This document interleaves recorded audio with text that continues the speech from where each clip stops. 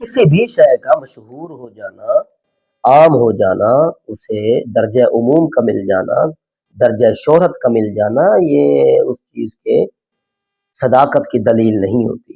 نہ ہی صداقت کی دلیل بنانی چاہیے، نہ ہی صداقت کی دلیل ہو سکتی ہے۔ وہ کوئی بزرگ مشہور ہو جائے یا اس بزرگ سے منسلک کوئی واقعہ مشہور ہو جائے، جی یہ شہرت صداقت پر دلیل نہیں ہو سکتی۔ جی وہ بزرگ مشہور جو ہے بس وہ اس کی وہ شہرت جو ہے وہ صداقت پر دلیل ہے، ہاں جی وہ اس کی بزرگی بالکل ثابت ہے، ایسا بالکل نہیں ہے۔ اگرچہ علماء نے اس طرح کے کچھ اصول بنائے ہیں لیکن وہ مسلمہ اصول نہیں ہے بالکل۔ اس طریقے سے اس سے جڑا واقعہ وہ بھی اسی طرز پر ہے، جی اگر وہ مشہور ہو جائے تو صداقت کا درجہ پا جائے گا، ایسا بالکل نہیں۔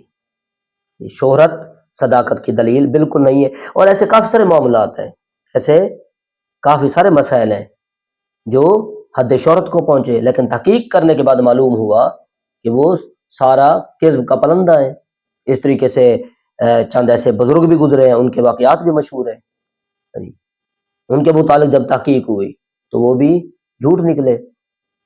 مثلا رتن ہندی کے متعلق، اب فیض احمد اویسی صاحب ہیں ایک بہاولپور کے عالم، میں نے ان کی کتابیں پڑھی ہیں، وہ ایک محقق عالم تھے، انہوں نے بھی رتن ہندی کے متعلق جو واقعات ذکر کیے ہیں، ایک لمبا سا ایک واقعہ جوڑا کہ جی وہ حضور صلی اللہ علیہ وسلم سے اس کی ملاقات ہے، جی حضور صلی اللہ علیہ وسلم کے دور میں تھا، اس کے بعد پھر وہ 500-600 سال زندہ رہا، اس طرح کا واقعہ مطلب کہ پیش کیا جاتا ہے۔ حالانکہ رتن ہندی جیسا شخص، علماء فرماتے ہیں ذرا تعدیل والے، اس طرح کا شخص موجود ہی نہیں ہے، ہاں جی اس کے وجود کے اندر شک ہے، چاہے جائے کہ اس کے واقعات کو قبول کیا جائے، اس کے واقعات تسلیم کیا جائے۔ اس طریقے سے ہمارے اس علمی یتیم معاشرے کے اندر اور اوج بن انوق کا واقعہ مشہور ہے، جی وہ بڑی جسامت والا شخص تھا، سمندر کے اندر کھڑے ہو کر وہ مچھلیاں اٹھا اٹھا کر، ہاں جی سورج کی کرنوں میں لا کر بھون کر وہ کھایا کرتا تھا، اتنی بڑی جسامت کا مالک تھا۔ موسیٰ علیہ السلام سے اس کا مقابلہ ہوا، ہاں جی موسیٰ علیہ السلام نے اسے مار گرایا، وہ مر گیا۔ اس طرح کا ایک لمبا قصہ گڑھا جاتا ہے اور ہمارے اس معاشرے کے اندر وہ بیان کیا جاتا ہے۔ مستند شخصیات سے میں نے اس طرح کا واقعہ سنا ہے، بچپن میں بھی سنا اور اب بھی میں سنتا آ رہا ہوں، لیکن اب جب تحقیق ہوئی تو معلوم ہوا یہ واقعہ بالکل غلط ہے۔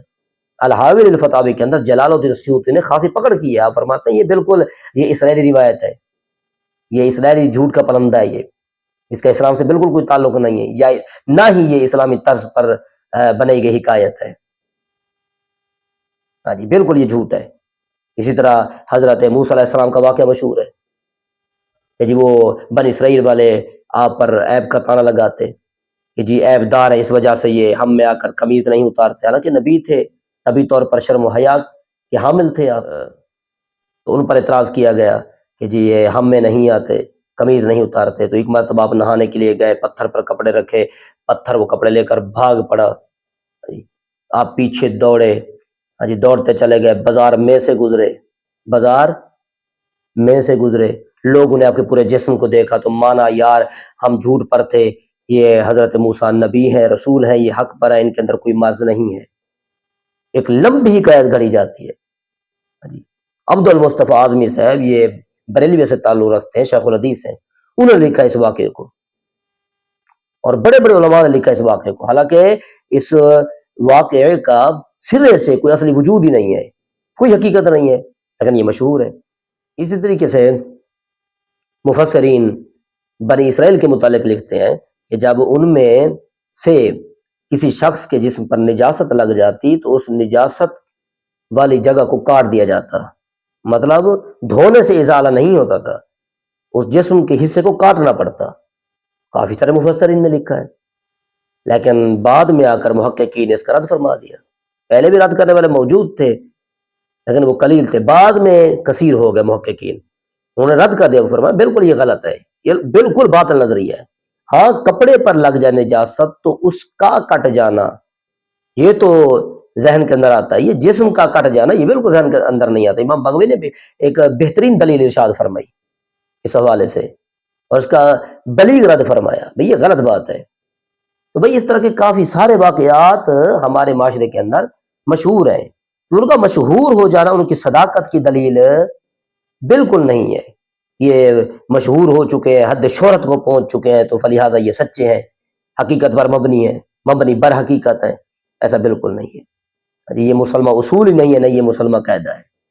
ہر شہرت پا جانے والی چیز یا ہر شہرت پا جانے والی شخصیت وہ صداقت کا معیار نہیں ہوا کرتی.